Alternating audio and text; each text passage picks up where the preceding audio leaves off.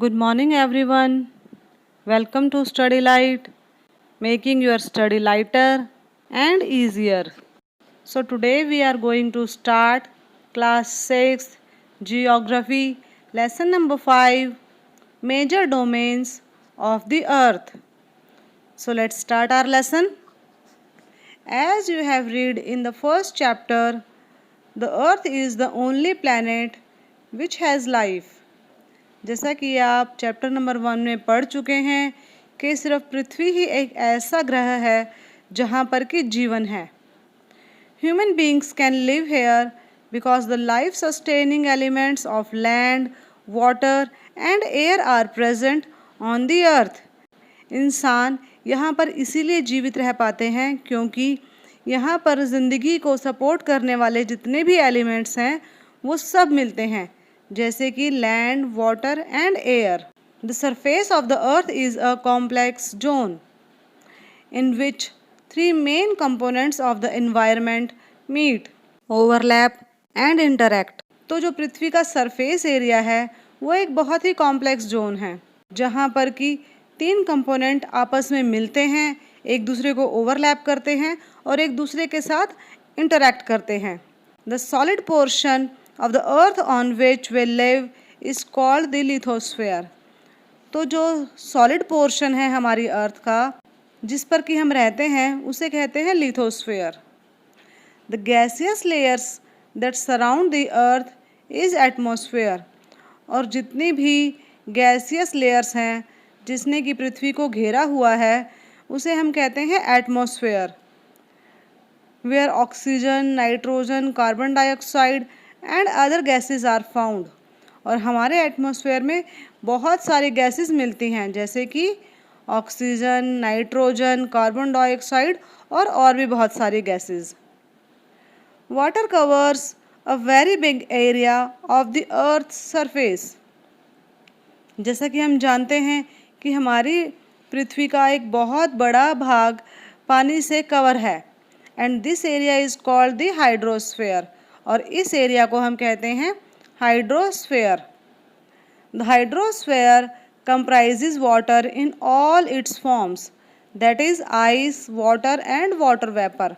तो जब हम हाइड्रोस्फेयर की बात करते हैं तो उसमें हम पानी की हर फॉर्म को शामिल करते हैं, चाहे वो बर्फ़ हो, चाहे वो पानी हो, चाहे वो जल वाष्प हो. The biosphere is the narrow zone where we find land, water and air together which contains all forms of life. तो जब हम बायोस्फेयर की बात करते हैं तो उस नैरो जोन में ये तीनों ही चीज़ें आपस में मिलती हैं, लैंड, वाटर और एयर. और यहीं पर ज़िंदगी का जन्म होता है. Word origin. In the Greek language lithos means stone. तो ग्रीक लैंग्वेज में लिथोस का मतलब होता है पत्थर. एटमोस मीन्स वेपर और एटमोस का मतलब होता है वाष्प. ह्यूडोर मीन्स वाटर. ह्यूडोर का मतलब होता है पानी. And BIOS means life. और बायोस का मतलब होता है जीवन. Can you make words using the above. क्या आप ऊपर लिखे शब्दों को मिलाकर कुछ और शब्द बना सकते हैं. चलिए अब पृथ्वी के हर जोन के बारे में डिटेल से पढ़ते हैं. तो सबसे पहले lithosphere. The solid portion of the earth is called the lithosphere. तो पृथ्वी का जो ठोस भाग है उसे हम लिथोस्फेयर कहते हैं. It comprises the rocks of the earth's crust and the thin layers of soil that contain nutrient elements which sustain organisms. तो जो पृथ्वी का ठोस भाग है उसमें कौन कौन सी चीज़ें शामिल हैं. सबसे पहले तो अर्थ्स क्रस्ट यानी कि पृथ्वी की पपड़ी यानी कि ऊपरी सतह पृथ्वी की. इसके अलावा सॉइल की एक पतली लेयर जिसमें कि सारे न्यूट्रिएंट होते हैं जो कि किसी भी ऑर्गेनिज्म के उपजने के लिए, बनने के लिए, पैदा होने के लिए ज़रूरी होते हैं. There are 2 main divisions of the earth's surface. तो जो पृथ्वी का ऊपरी भाग है उसे हम मेनली 2 पार्ट्स में डिवाइड कर सकते हैं. The large land masses are known as the continents and the huge water bodies are called the ocean basins. तो सबसे पहले हैं कॉन्टिनेंट्स यानी कि महाद्वीप जिसमें कि पृथ्वी का भूभाग आता है, और दूसरे हैं ओशन बेसिन्स, यानी कि वो भाग जो कि पानी से भरा हुआ है, जिस पर कि पानी है। All the oceans of the world are connected with one another. तो पृथ्वी के जितने भी सागर और महासागर हैं वो आपस में एक दूसरे के साथ कनेक्टेड हैं, एक दूसरे के साथ जुड़े हुए हैं। Look at the map of the world, figure 5.1। तो फिगर 5.1 में देखिए ये मैप दिया गया है वर्ल्ड का। Are all the land masses connected with one another. जिस तरह से पृथ्वी के सारे समंदर महासागर आपस में मिले हुए हैं, क्या उसी तरह से पृथ्वी का जो लैंड एरिया है वो भी आपस में मिला हुआ है? एक बार इस मैप को देखिए और बताइए। The levels of sea water remains the same everywhere. तो जो समुद्री पानी है उसका जो लेवल है वो हर जगह समान रहता है। Elevation of land is measured from the level of the sea which is taken as zero. तो पृथ्वी के जितने भी लैंड मास हैं उनका जो एलिवेशन है, उसकी जो ऊंचाई है, उसे सी लेवल से ही मेजर किया जाता है, नापा जाता है, और सी लेवल को हम ज़ीरो मानकर चलते हैं। The highest mountain peak Mount Everest is 8,848 metres above the sea level. तो जो सबसे हाईएस्ट माउंटेन पीक है जिसका कि नाम माउंट एवरेस्ट है वो सी लेवल से 8,848 मीटर ऊंची है। The greatest depth of 11,022 meters is recorded at Marina Trench in the Pacific Ocean। Pacific Ocean में मरीना ट्रेंच एक जगह है जो कि डीपेस्ट पॉइंट है किसी भी महासागर का, और इसकी गहराई है 11,022 metre. Could you imagine that depth of sea is much more than the highest point. तो इसे देखकर आप देखिए एक बार कि जो समंदर की गहराई है वो माउंट एवरेस्ट से भी ज़्यादा है। Do you know Edmund Hillary New Zealand and Tenzing Norgay Sherpa India were the first man to climb the highest mountain peak Mount Everest on the planet Earth on 29 May 1953। तो जो एडमंड हिलेरी न्यूजीलैंड से हैं और तेंजिंग नोर्गे शेरपा जो कि इंडिया से हैं, उन्होंने सबसे पहले 29 मई 1953 में दुनिया की सबसे ऊंची चोटी माउंट एवरेस्ट को क्लाइम किया। Junko Tabei Japan was the first woman to reach the summit on 16 मई 1975। और जुंको तेबई जो कि जापान की महिला रही हैं, उन्होंने पहली बार 16 मई 1975 में माउंट एवरेस्ट को क्लाइम किया था। The first Indian women to climb the highest peak on 23 May 1984 was Bachendri Pal. तो बछेंद्री पाल भारत की पहली महिला रही हैं जिन्होंने 23 मई 1984 को माउंट एवरेस्ट को क्लाइम किया। Continents, there are 7 major continents. These are separated by large water bodies. तो अपनी पृथ्वी पर 7 मेन कॉन्टिनेंट्स हैं जो कि वाटर बॉडीज़ के द्वारा सेपरेट किए गए हैं, जिनके बीच में कि समंदर या महासागर हैं। These continents are Asia, Europe, Africa, North America, South America, Australia and Antarctica. तो ये 7 महाद्वीप हैं हमारी पृथ्वी पर। Look at the map of the world and notice that the greater part of the land mass lies in the northern hemisphere. अब एक बार फिर से आप वर्ल्ड मैप देखिए और इस चीज़ को नोटिस कीजिए, इस चीज़ पर ध्यान दीजिए कि जितने भी लैंड मास हैं पृथ्वी के, जितने भी कॉन्टिनेंट हैं पृथ्वी के, वो ज़्यादातर नॉर्दर्न हेमिस्फीयर में है। तो चलिए प्रत्येक कॉन्टिनेंट के बारे में डिटेल में पढ़ते हैं। सबसे पहले Asia. Asia is the largest continent. जैसा कि हम जानते हैं एशिया दुनिया का सबसे बड़ा महाद्वीप है। It covers about 1/3 of the total land area of the अर्थ। तो पृथ्वी पर जितना भी लैंड एरिया है, जितना भी भूभाग है, उसका 1/3 एशिया महाद्वीप में आता है। The continent lies in the eastern hemisphere. और एशिया कॉन्टिनेंट ईस्टर्न हेमिस्फीयर में है। The Tropic of Cancer passes through this continent. कर्क रेखा भी इसी महाद्वीप से गुजरती है। Asia is separated from Europe by the Ural Mountains on the west. Ural Mountains Asia को यूरोप महाद्वीप से अलग करते हैं। The combined land mass of Europe and Asia is called the Eurasia. और जो टोटल लैंड मास है Asia और यूरोप का, उसे हम कहते हैं यूरेशिया। Europe plus Asia. हमारा नेक्स्ट महाद्वीप आता है Europe. Europe is much smaller than Asia. Europe महाद्वीप एशिया से काफ़ी छोटा है। The continent lies to the west of Asia. और यह महाद्वीप एशिया के पश्चिम में है। The Arctic Circle passes through it. Arctic Circle इसी महाद्वीप से होकर गुजरता है। It is bound by water bodies on 3 sides. Look at the map of the world and locate it. इस महाद्वीप के 3 तरफ पानी है। वर्ल्ड मैप आप दोबारा देखिए एक बार और पता कीजिए कि यूरोप महाद्वीप कहाँ पर है। नेक्स्ट हमारा आता है Africa. Africa is the second largest continent after Asia. Asia के बाद दूसरा सबसे बड़ा महाद्वीप अफ्रीका ही है। द इक्वेटर और 0 degree latitude runs almost through the middle of the continent.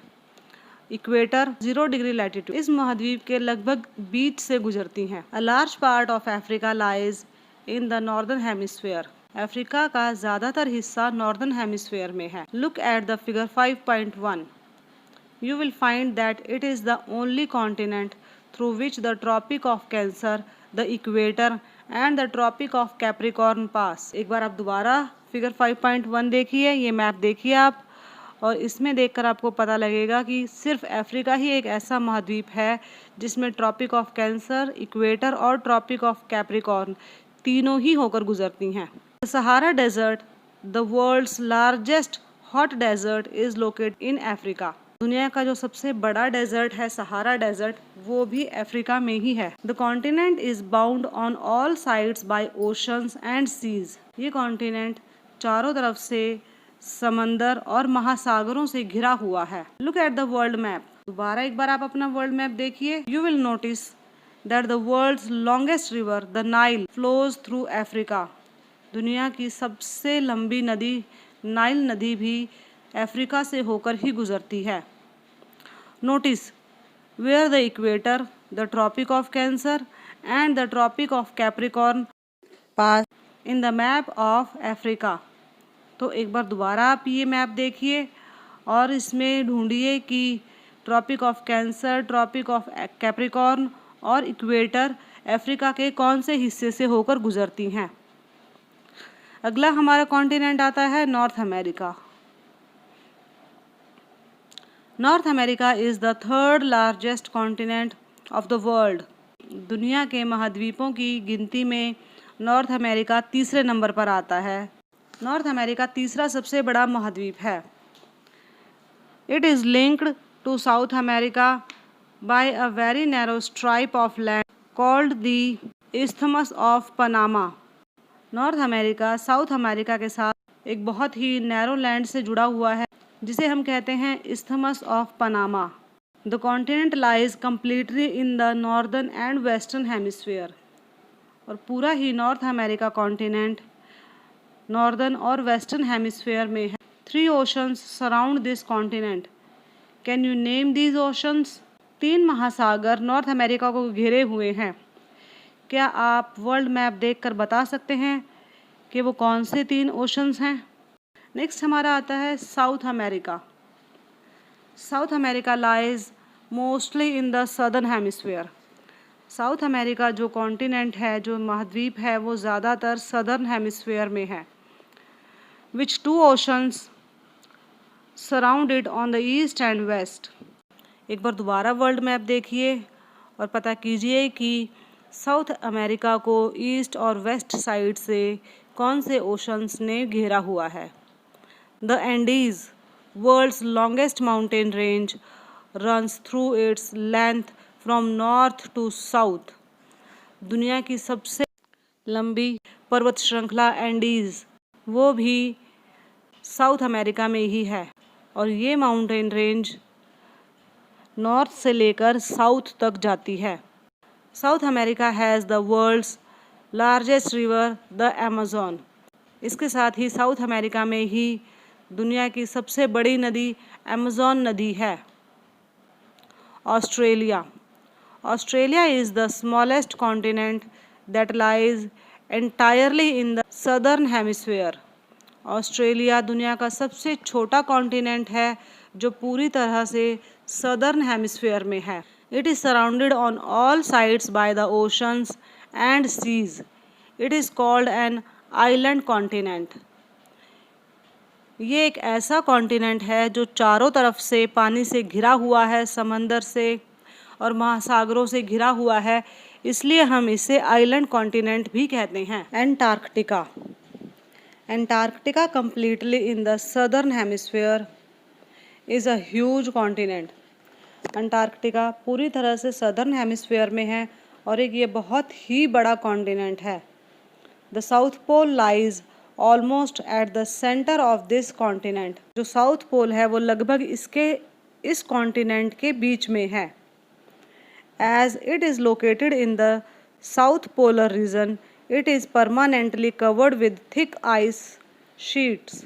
अब जैसा कि हम जानते हैं कि जो ये कॉन्टिनेंट है अंटार्कटिका पूरी तरह से साउथ पोलर रीजन में है, इसलिए ये पूरी तरह से परमानेंटली एक मोटी बर्फ़ की शीट से ढका हुआ है। There are no permanent human settlements. यहाँ पर कोई भी परमानेंट ह्यूमन सेटलमेंट नहीं है, अर्थात यहाँ पर कोई भी परमानेंट मानव बस्ती नहीं है। Many countries have research stations in Antarctica. बहुत सारे अलग अलग देशों के रिसर्च सेंटर अंटार्कटिका में हैं। India also has research station there. India के रिसर्च सेंटर भी अंटार्कटिका में हैं। These are named as Maitri and Dakshin Gangotri, और उन दोनों के नाम हैं मैत्री और दक्षिण Gangotri. Hydrosphere. The earth is called the blue planet. जैसा कि हम जानते हैं पृथ्वी को नीला ग्रह भी कहा जाता है। More than 71% of the earth is covered with water and 29% is with land। तो पृथ्वी का 71% भाग पानी से ढका हुआ है और सिर्फ 29% ही लैंड मास है, यानी कि भूभाग है। Hydrosphere consist of water in all it's form. पानी चाहे वो किसी भी फॉर्म में क्यों ना हो, उसे हम हाइड्रोस्फीयर में काउंट करते हैं। As running water in oceans and rivers and in lakes, ice in glaciers, underground water and the water vapour in atmosphere all comprise the hydrosphere. तो जो हाइड्रोस्फीयर का जो एरिया है वो बहुत बड़ा है, क्योंकि इसमें हम सभी सागरों को, महासागरों को, नदियों को, झीलों को, सभी को इसमें हम काउंट करते हैं। यहाँ तक कि जो हमारे बर्फीले ग्लेशियर्स हैं उन्हें भी हम इसमें रखते हैं, और इसके अलावा जो अंडरग्राउंड वाटर है या जो हमारे एटमॉस्फेयर में वाटर वेपर हैं उन्हें भी हम हाइड्रोस्फीयर में काउंट करते हैं। More than 97% of the Earth's water is found in the oceans and is too salty for human use। पृथ्वी का 97% पानी महासागरों में है, जो कि बहुत ज़्यादा नमकीन है और इंसानी यूज़ के लिए, इस्तेमाल के लिए सही नहीं है, और इंसानी इस्तेमाल के लिए सही नहीं है। A large proportion of the rest of the water is in the form of ice sheets and glaciers or under the ground, and a very small percentage is available as fresh water for human use। जैसा कि हमने देख लिया कि 97% पानी समंदर में है और जो बाकी बचा 3% पानी, उसमें से भी जो ज़्यादातर पानी है वो आइस शीट या ग्लेशियर के रूप में पृथ्वी पर मौजूद है। जो उसका एक थोड़ा बहुत परसेंटेज बचा वो अंडरग्राउंड वाटर के रूप में या कहें कि फ्रेश वाटर के रूप में हमारे लिए अवेलेबल है। Hence despite being a blue planet we face a shortage of water. नीला ग्रह होने के बावजूद भी हमें पानी की कमी का सामना करना पड़ता है। Figure 5.3 comparative size of continents. यहाँ कॉन्टिनेंट्स का एक कंपैरेटिव साइज दिया गया है, आप ये ध्यान से देखिए। Count the squares given in figure 5.3 and answer the following. यहाँ पर सभी कॉन्टिनेंट्स को कुछ स्क्वेयर के द्वारा रिप्रेजेंट किया गया है। आप इन स्क्वेयर्स को काउंट कीजिए और फिर नीचे दिए गए प्रश्नों के उत्तर दीजिए। Name the largest continent. In square को देखकर आप बताइए कि दुनिया का सबसे बड़ा महाद्वीप कौन सा है। B, which is larger, Europe और ऑस्ट्रेलिया। आप यूरोप के और ऑस्ट्रेलिया दोनों के स्क्वायर काउंट कीजिए और पता कीजिए कि दोनों में से बड़ा कौन सा है, यूरोप या कि फिर ऑस्ट्रेलिया। चलिए फिर से अपने लेसन पर वापस आते हैं। Oceans. Oceans are the major part of hydrosphere.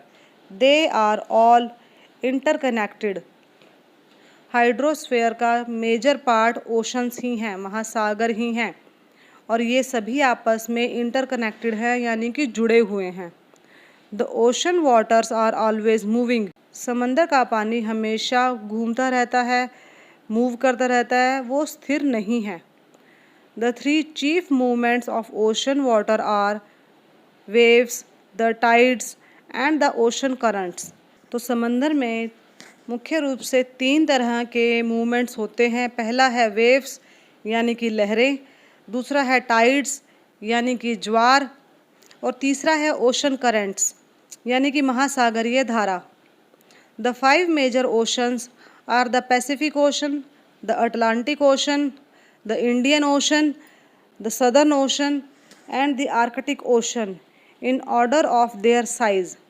अपने साइज़ के हिसाब से पृथ्वी पर 5 बड़े महासागर्स हैं। इनमें सबसे पहले है पैसिफिक ओशन साइज़ के हिसाब से, उसके बाद अटलांटिक ओशन, उसके बाद इंडियन ओशन, सदर्न ओशन और सबसे आखिर में Arctic ocean. The Pacific ocean is the largest ocean.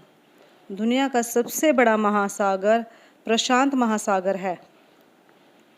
It is spread over 1/3 of the अर्थ। और पूरी पृथ्वी के 1/3 भाग पर यह फैला हुआ है। Mariana trench, the deepest part of the earth, lies in the Pacific ocean. पूरी पृथ्वी का सबसे गहरा भाग मैरियाना ट्रेंच भी इसी प्रशांत महासागर में स्थित है। The Pacific ocean is almost circular in shape. जो ये प्रशांत महासागर है ये लगभग सर्कल की शेप में है। Asia, Australia, North and South Americas surround it. और एशिया, ऑस्ट्रेलिया और नॉर्थ और साउथ अमेरिका ये चारों ही महाद्वीप पैसिफिक ओशन में आते हैं। Look at the map and find out the location of the continents around the Pacific Ocean. एक बार दोबारा मैप देखिए और देखिए कि ये महाद्वीप प्रशांत महासागर में कहाँ पर आते हैं। The Atlantic ocean is the second largest ocean in the world. Atlantic ocean दुनिया का दूसरा सबसे बड़ा महासागर है। इट इज़ एस शेप्ड, और यह एस की शेप में है। It is flanked by the North and South Americas on the western side.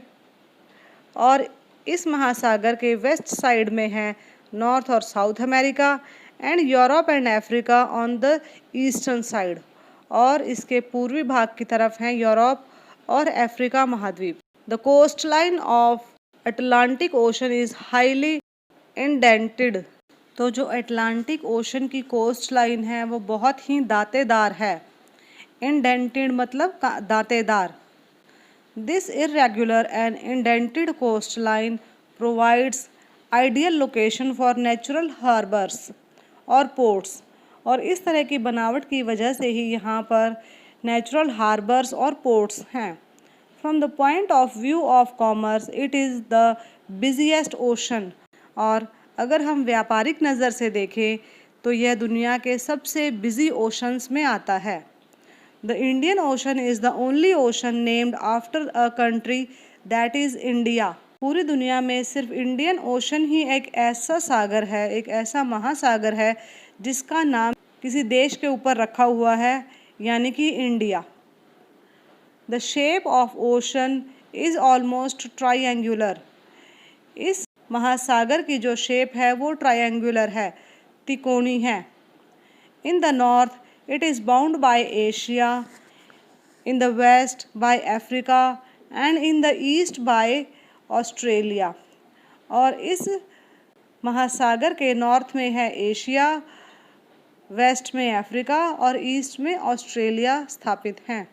The Southern ocean encircles the continent of Antarctica and extends northward to 60 degrees south latitude।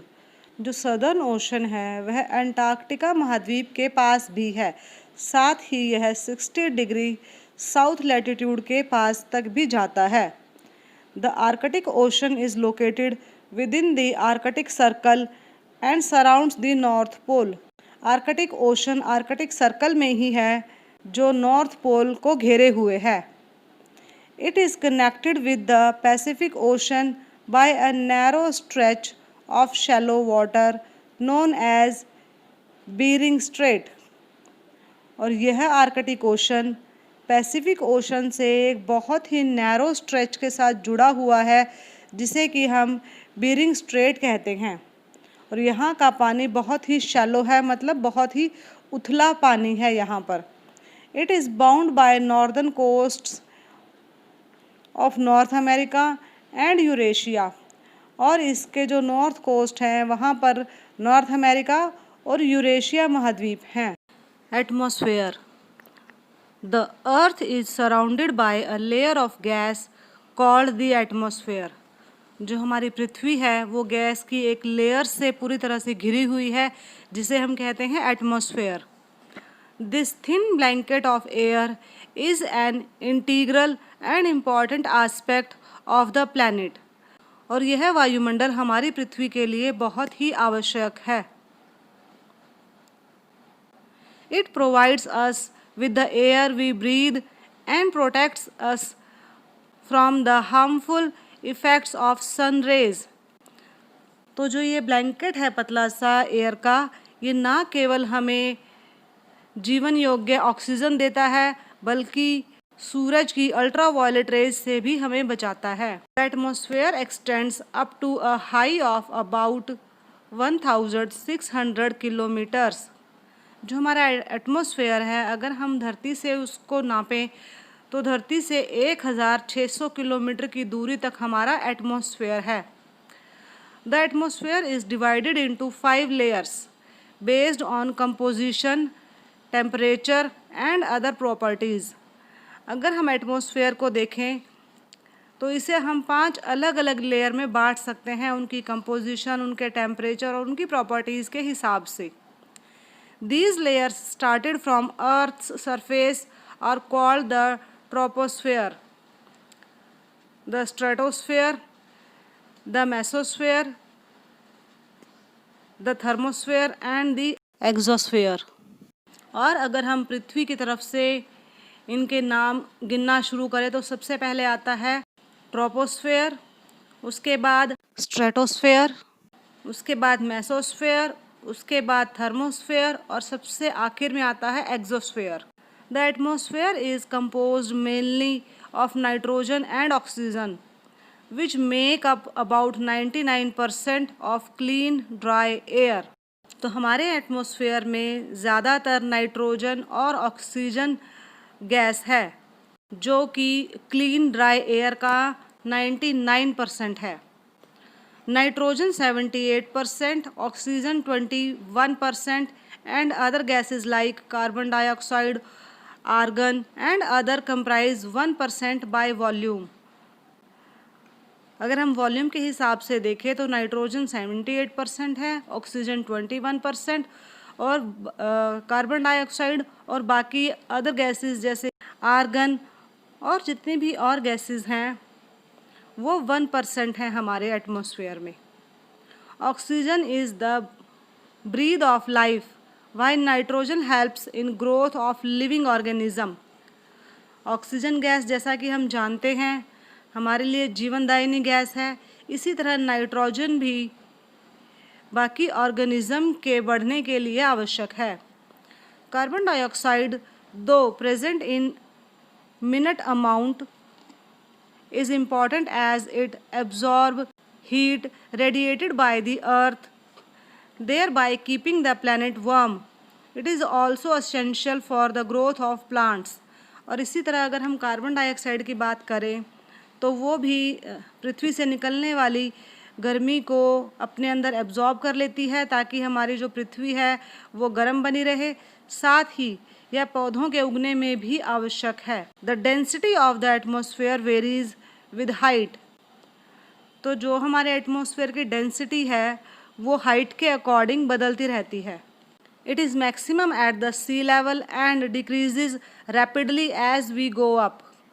तो इसकी density सी level पर बहुत ज़्यादा है और जैसे जैसे हम ऊंचाई की तरफ बढ़ते हैं इसकी डेंसिटी घटती जाती है। You know the climbers experience problems in breathing due to the decrease in the density of air. इसीलिए हम देखते हैं कि जो माउंटेन क्लाइंबर्स होते हैं जब वो ज़्यादा ऊंचाई पर चढ़ते हैं तो उन्हें सांस लेने में दिक्कत शुरू होती है। वो इसीलिए होती है क्योंकि वहाँ पर जो एयर की डेंसिटी है वो कम होती है। They have to carry with them oxygen cylinders to be able to breathe at high altitudes. इसीलिए जब भी वो माउंटेन क्लाइंबिंग करते हैं तो वो अपने साथ ऑक्सीजन सिलेंडर लेकर चलते हैं ताकि वो हाई एल्टीट्यूड्स पर आसानी से सांस ले सकें। The atmosphere exerts pressure on the अर्थ। जो हमारा एटमॉस्फेयर है वो हमारी अर्थ पर एक प्रेशर डालता है। This varies from place to place. और जो ये प्रेशर का लेवल है ये भी हर जगह पर अलग अलग है। Some areas experience high pressure and some areas low pressure. किसी किसी एरिया में हमें एटमॉस्फेयर का जो प्रेशर है वो ज़्यादा महसूस होता है और किसी किसी एरिया में कम महसूस होता है। Air moves from high pressure to low pressure. जो हमारी एयर है, हवा है, वो हाई प्रेशर से लो प्रेशर एरिया की तरफ मूव करती है। Moving air is known as wind. जैसे कि आप सब जानते हैं जो चलती हुई हवा होती है उसे हम कहते हैं wind. Biosphere the domain of life. The biosphere is the narrow zone of contact between the land, water and air. जैसा कि हमने पहले भी पढ़ा है बायोस्फेयर एक बहुत ही नैरो जोन है जहाँ पर कि लैंड, वाटर और एयर तीनों आपस में मिलते हैं। It is in the zone that life that is unique to this planet exist. यही वो जोन है जहाँ पर कि जीवन हमें देखने को मिलता है जो कि एक बहुत ही यूनिकनेस है इस प्लैनेट की। There are several species of organisms that vary in size from microbes to bacteria to huge mammals. और यहाँ पर हमें हर तरह का जीवन देखने को मिलता है।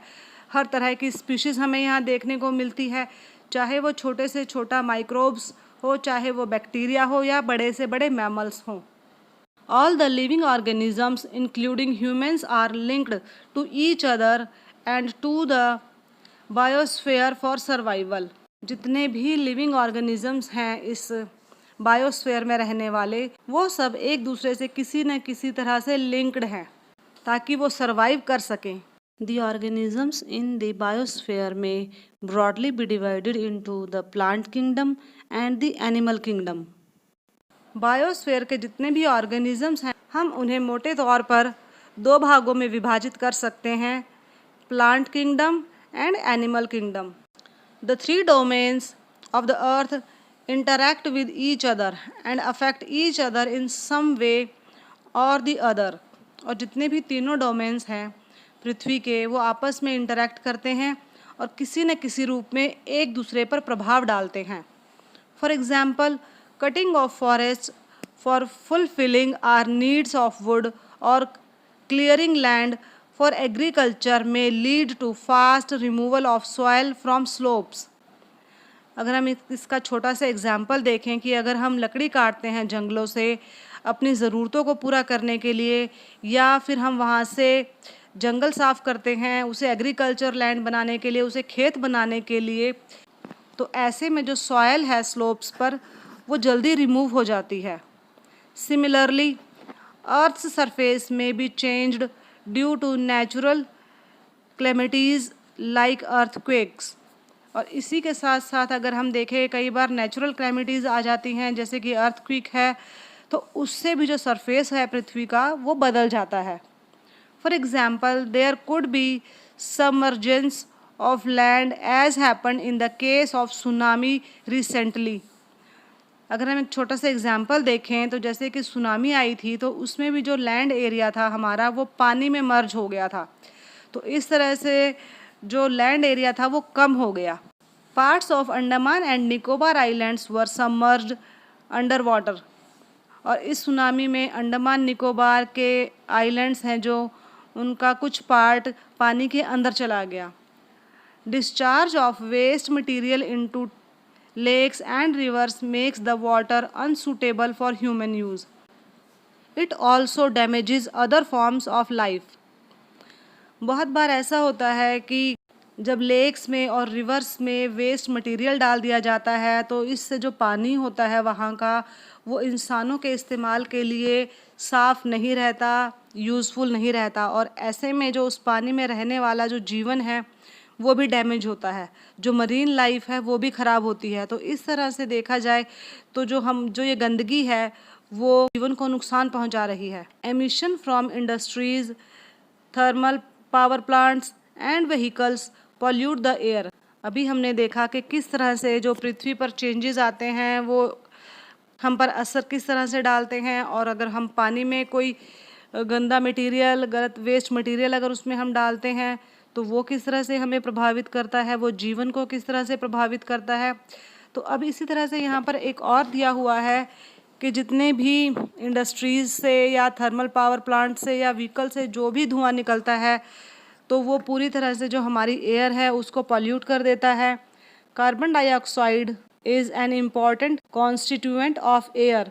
और इसकी वजह से जो कार्बन डाइऑक्साइड है वो हमारी हवा का एक मुख्य भाग बन जाती है।